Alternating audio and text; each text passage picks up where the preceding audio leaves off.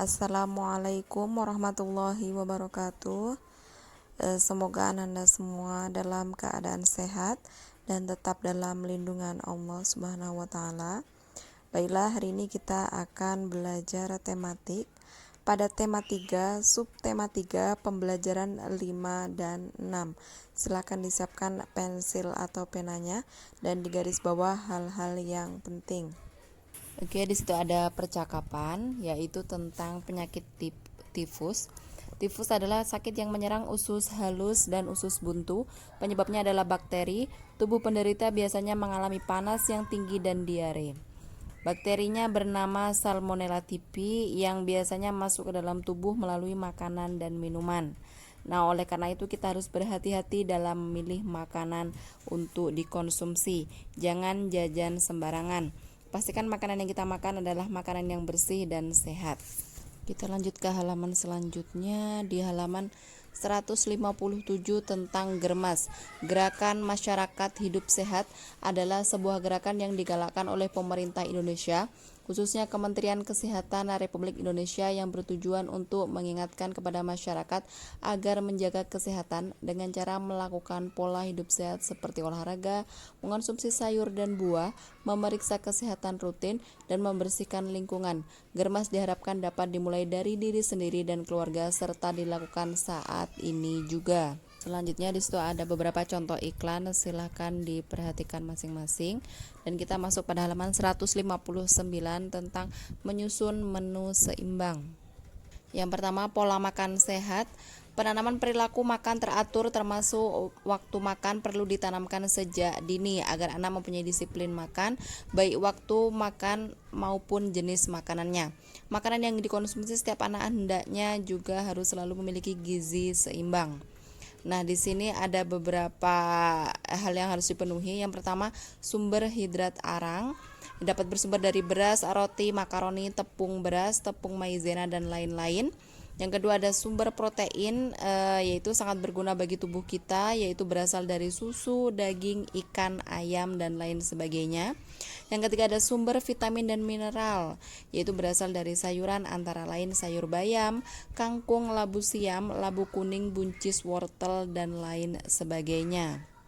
Yang kedua, menu makanan sehari-hari yang sehat, yaitu yang mengandung jenis zat-zat gizi yang sesuai dengan jumlah yang dibutuhkan oleh tubuh. Di Indonesia dikenal adanya prinsip gizi seimbang dengan disajikan dalam bentuk tumpeng gizi seimbang atau TGS. TGS digunakan untuk membantu dan mempermudah dalam memilih menu makanan dengan jenis dan jumlah yang tepat. Menu itu disesuaikan dengan kebutuhan menurut usia seperti balita, kemudian remaja, dewasa, dan usia lanjut.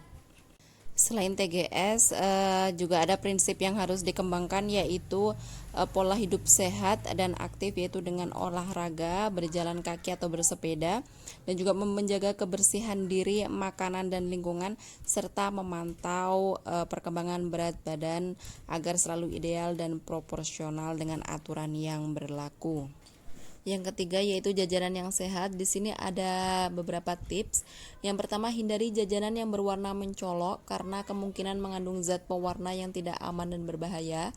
Yang kedua, jangan teruskan makanan jajanan dengan rasa yang terlalu tajam seperti sangat gurih atau sangat manis. Yang ketiga, cium aroma makanan atau minuman tersebut, apakah berbau tidak enak ya. Kemudian perhatikan perubahan bentuk, bau, atau warna dari makanan atau minuman tersebut. Kemudian perhatikan tempat membeli makanan atau minuman tersebut, bagaimana kebersihannya, apakah bersih atau tidak. Kemudian lihat label kemasan makanan atau minuman tersebut, apakah dia ada izin Badan POM atau sudah kadaluarsa. Yang selanjutnya, beli jajanan yang dijual di tempat bersih dan terlindung dari sinar matahari, debu, hujan, angin, dan asap kendaraan bermotor. Dan yang terakhir yaitu hindari jajanan yang dibungkus dengan kertas bekas atau koran. Belilah jajanan yang dikemas dengan kertas plastik atau kemasan lain yang bersih dan aman. Selanjutnya yaitu ada teknik anyaman. Nah, di sini yang pertama ada teknik anyaman 2 sumbu, yaitu dilakukan dengan cara menyilangkan kedua sumbu. Yang kedua ada teknik anyaman 3 sumbu, Yang ketiga ada teknik anyaman 4 sumbu. Yang keempat ada teknik anyaman bili atau anyaman kepang. Yang kelima ada anyaman teratai.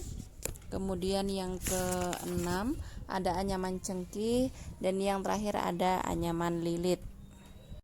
Di halaman selanjutnya yaitu di situ ada membuat keranjang dari koran bekas ya. Silahkan diperhatikan proses-proses pembuatannya ya. Itu ada 9 proses dan pada akhirnya jadilah keranjang dari koran bekas. Di halaman selanjutnya yaitu di sini ada pembelajaran ke-6 atau yang terakhir. Silakan diamati, di situ ada poster tanpa bineka bukan Indonesia. Selanjutnya di sini ada kegiatan ayo membaca tentang ciri dan manfaat poster.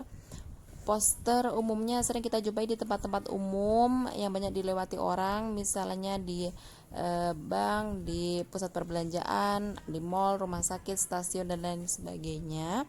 Di sini untuk ciri-ciri poster, yang pertama berhasil menyampaikan informasi secara cepat, yang kedua ide dan isi menarik perhatian, yang ketiga bahasa yang digunakan bersifat mempengaruhi, yang keempat menggunakan warna-warna mencolok, dan yang terakhir menerapkan prinsip ringkas, padat, dan informatif.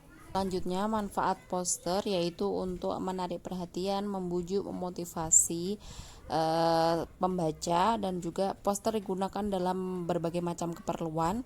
Yang pertama mengumumkan atau memperkenalkan suatu acara, mempromosikan layanan atau jasa, menjual suatu produk, dan membentuk sikap atau pandangan.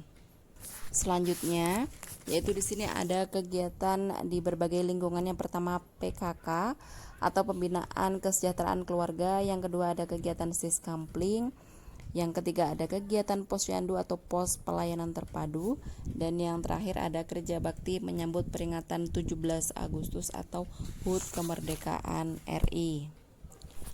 Topeng merupakan cerminan karakter atau sifat manusia. Sebagaimana karakter manusia yang bermacam-macam, topeng juga dibuat dengan berbagai karakter.